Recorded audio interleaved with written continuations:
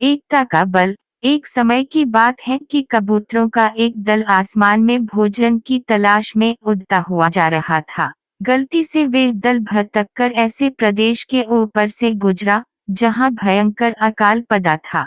कबूतरों का सरदार चिंतित था। कबूतरों के शरीर की शक्ति समाप्त होती जा रही थी। शीघ्र ही कुछ दाना मिलना जरूरी था। दल का युवा कबूतर सबसे नीचे उड़ रहा था। भोजन नजर आने पर उसे ही बाकी दल को सूचित करना था। बहुत समय उड़ने के बाद कहीं वे सूखाग्रस्त क्षेत्र से बाहर आया। नीचे हरियाली नजर आने लगी तो भोजन मिलने की उम्मीद बनी। युवा कबूतर और नीचे उड़ान भरने लगा। तभी उसे नीचे खेत में बहुत सारा अन्न बिखरा नजर आया। चाचा, नीचे एक खेत में बहुत सारा दाना बिखरा पड़ा है। हम सबका पेट भर जाएगा। सरदार ने सूचना पाते ही कबूतरों को नीचे उतरकर खेत में बिखरा दाना चुनने का आदेश दिया। सारा दल नीचे उतरा और दाना चुनने लगा। वास्तव में वे दाना पक्षी पकड़ने वाले एक बहेलिये ने बिखेर रखा था। ऊपर पेड़ पर तना था उसका जाल। जैसे ही कबूतर दल दाना चुगने लगा, जाल उन पर आ गिरा। सारे कबूतर फंस गए। कबूतरों के सरदार ने माथा पीटा, ओह, यह तो हमें फंसाने के लिए फैलाया गया जाल था। भूख ने मेरी अक्ल पर पर्दा डाल दिया था।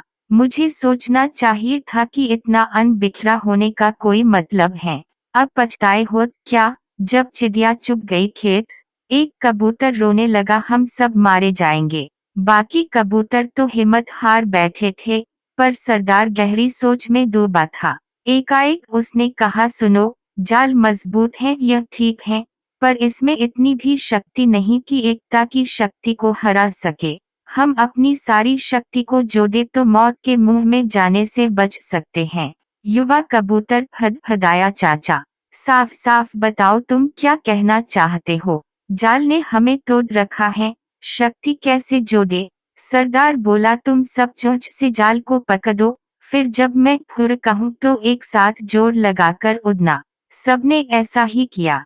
तभी जाल बिछाने वाला बहेलिया आता नजर आया। जाल में कबूतर को फंसा देख उसकी आंखें चमकी। हाथ में पकड़ा डंडा उसने मजबूती से पकड़ा व जाल की ओर दौड़ा। बहेलिया जाल से कुछ ही दूर था कि कबूतरों का सरदार बोला, खुरर। सारे कबूतर एक साथ जोर लगाकर उड़े तो पूरा जाल हवा में ऊपर उठा और सारे कबूतर जाल को लेकर ही उड़ने लगे। कबूतरों को जाल सहित उड़ते देखकर बहेलिया अवाक रह गया। कुछ संभला तो जाल के पीछे दौड़ने लगा। कबूतर सरदार ने बहेलिये को नीचे जाल के पीछे दौड़ते पाया तो उसका इरादा समझ गया। सरदार भी जानता था कि अधिक देर तक कबूतर दल के लिए जाल सहित उड़ते रहना संभव न होगा, पर सरदार के पास इसका उपाय था। निकट ही एक पहाड़ी पर बिल बनाकर उसका एक चूहा मित्र रहता था। सरदार ने कबूतरों को तेजी से उस पहाड़ी की ओर उड़ने का आदेश दिया। पहाड़ी पर पहुंचते ही सरदार का संकेत पाकर जाल समेत कबूतर चूहे के बिल के निकट उतरे। सरदार ने मित्र चूहे को आवाज दी। सरदार ने संक्षेप में चूहे को सारी घटना बताई और जाल काटकर उन्हें आजाद करने के लिए कहा। कुछ ही देर में चूहे ने वह जाल काट दिया। सरदार ने अपने मित्र चूहे को धन्यवाद दिया और सारा कबूतर दल आकाश की ओर आजादी की उड़ान भरने लगा।